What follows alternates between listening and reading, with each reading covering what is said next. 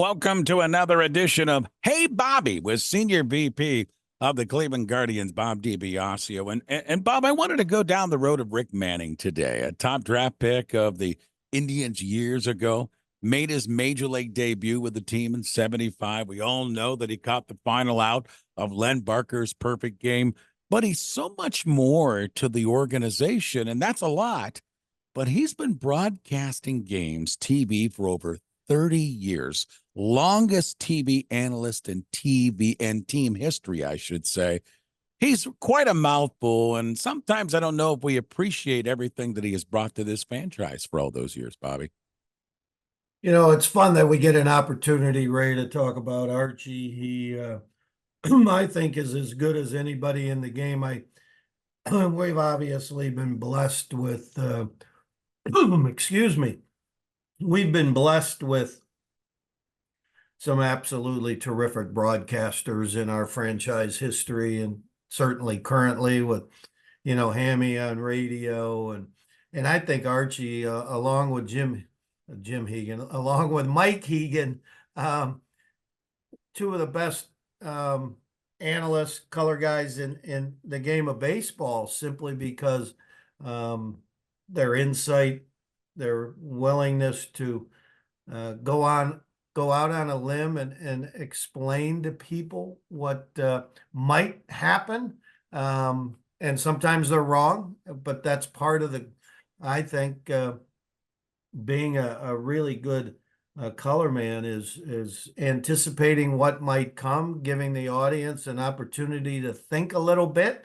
You learn things about the game of baseball from Archie. His 35 years in the booth matched Tom Hamilton's in the radio booth, and those two are the longest tenured broadcasters in franchise history. They eclipsed the wonderful Herb Score, who spent 34 years in the radio booth. So Hammy and Archie started the same year, and they keep going strong. And again, I'm glad you brought him up, because I think he's as good as anybody in the game of baseball today on television. And you go back to his debut with the team, the '75, and a top draft pick. And, he was part of that era, right, Bob? When you had Manning and Bell, they had the long hair and they were running and giving us a lot of athletic ability there in those '70s baseball teams. And I know we didn't win divisions and stuff, but Manning and Buddy Bell, those were the two popular guys in this franchise. With Dwayne Kuiper for sure. And yeah, I always kid him that, hey, I watched you play growing up. He's only like 6 months older than me. But I said, I watched you, as I was growing up out on the field. A Gold Glove center fielder could run like crazy and slid headfirst into second base early in his career and jammed up his back, which really, again, for guys in the 70s, 50s, 60s, 70s, and early 80s, the medical attention wasn't anywhere near what it is today. And so it stopped him, I think, from being the star performer that he was on the verge of becoming. Share a little story with you that I think is fun. The other day, Joe Mauer, gets inducted into baseball's Hall of Fame. And in Minnesota, when they had a pregame ceremony prior to the induction in Cooperstown to honor Joe's induction, they brought out a pitcher. For those that need a little context, Joe Mauer grew up in the shadows of the ballpark in Minnesota. He was a Minnesota star athlete. He was on his way to Notre Dame to be the quarterback. He was an all-state basketball player, certainly the best baseball player in the state of Minnesota. And he only struck out once in his high school career. And so they brought out the high school kid from Minnesota as part of the pregame ceremony to have some fun with him. And I was talking to Archie about that, and I was like, hey, I thought that was pretty funny. They brought out the one guy who struck out Joe Mauer, and I was like, how many times did you strike out your junior, senior year? And he looked at me almost like in those crazy, how could you dare ask me that question? He goes, never. He goes, I didn't strike out once in my junior or senior year. He hit like 800 his senior year in Niagara Falls. He was the second overall pick. We had the second pick. We would have had the first pick, but back then they alternated between American League and National League on who got the first draft pick. It wasn't just who had the worst record, but that year in 72, Cleveland did have the worst record in baseball and ended up, because of the alternate years, having the second pick and picked Archie with that. So I had some fun with that. It was like, you never struck out in high school your junior or senior year. He goes, no. He goes, no. He goes, like, first, we didn't play a whole ton of games, and there weren't a lot of fireballers running around. But yeah, I think his senior year he hit 800 or something.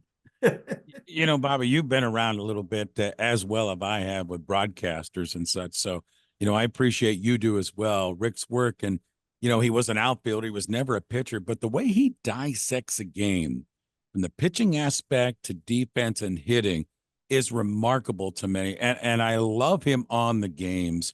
And what I really like about him is certainly he's our broadcaster, but he also tells us when we make our mistakes as well. And I appreciate that from his point of view. Well, I hope everybody does. He certainly wants us to win. He wants us to do the best we can. He wants every one of our players to be all stars. He's in their corner. Um, but he sees what he sees out on the ball field, Mhm. and he needs to share that with everybody, and we applaud him for that. Um, there was a time under Eric Wedge's managerial tenure where he actually was a coach for this team, that he got in uniform in spring training, and he would get in uniform on occasion during home games, and early base running and outfield work before the regular batting practice would start. And so, Eric Wedge and the baseball operations, Mark Shapiro and that group, understood what you and I are talking about, that his knowledge of the game is pretty remarkable. And so he assisted in uniform for a period of time. One final story about Archie that we always get a charge out of is, Paul Molitor is going, what did he have, a 44 game hitting streak? He was challenging, Pete Rose and DiMaggio and one other National League. I can't remember senior moment, the gentleman who had a 44 or 45 game hitting streak. And Archie's at the plate, Molitor's on deck. We're in Milwaukee. I think it was John Farrell on the mound, bottom of the ninth, and a guy on second. And Archie gets a base hit to win the game. Molitor's 0 for 4 during that game. And he's on deck trying to extend his hitting streak. And I think there's only one out. Archie gets a base hit to win the game, and he gets booed off the field. It's one of the great stories. That's only a baseball kind of thing, right? That there's Molitor, and Molitor afterwards had to play the nice guy and say, hey, Archie's doing his job. We're here to win. And he got a base hit to win the game. And I'm sure deep down he's like, I wish he would have, flown out to the infield, a little pop-up or ground ball, so I could get one more chance to keep my hitting streak going. But it's so funny. I think it's the only time in baseball history you get a walk-off game-winning hit and you get booed off the field. Senior VP with the Cleveland Guardians, Bob DiBiasio. This week's edition of Hey Bobby. And Bobby, best record in baseball, our Guardians. And you and I talked a lot about Stephen Vogt at the beginning of the season, moving in, our first year manager. Well, we're winding this thing down. What, 50-something games left in the regular season? You've seen about every game, every inning. What have you learned about him, either as a person or as a manager, that you've seen throughout the course of the year that maybe was unexpected or maybe you just didn't know about him? Well, obviously, I'm not with him every minute of the day, but the parts that I do see, I see a man that's calm. I see a man that's confident. I see a man that's patient. I see a man that's incredibly positive. Um, all the good managers, great managers like Tito, it's all about the players. It's not about them. And that Stephen Vogt has that um, characteristic in glowing terms. Um, people talked about how we limped into the All-Star break, and I think one of the reasons that we were able to get through the stretch was his positive nature, his calmness through all that. People forget we played 26 games in 27 days and leading into the All-Star break, and this young team was a little tired. And we went 14-12 during that stretch. I thought if we would have gone when we started it, I thought, okay, if we go 13-13 here, the way this young team and the way the bullpen has been used, I think we'd be pretty happy with that. But we go 14-12. I think his ability to have such a positive nature, and then secondarily to that, I would say his willingness and want to include everybody that's on his roster into game action from day one. If a kid gets brought up from the minors, he doesn't pinch hit and sit for 3 days. I mean, he's in the lineup and he's playing.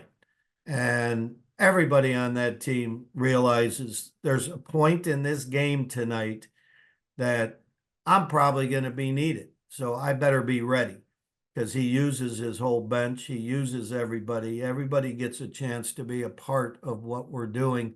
That keeps people stronger. It keeps people engaged. So I think that's one of his strengths, is that he had the ability to play everybody. And then if people just would understand, Ray, the sheer totality of what he's had to learn. I mean, we have a 15-person coaching staff, largest ever. He's learning Chris and Cherney. He's learning his coaching staff. He's learning his players. He's learning all the people from our analytics department.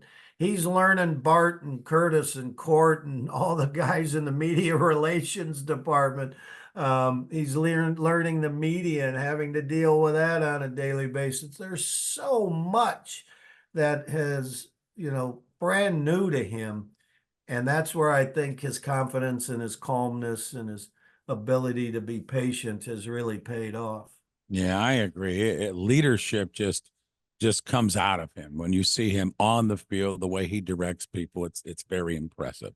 Senior VP with the Cleveland Guardians, Bob DiBiasio, with us each week. We call it Hey Bobby. Bobby, again, my friend, thank you for the time, and we'll do it again next week. Always a treat, Ray. Take care. Go Guardians.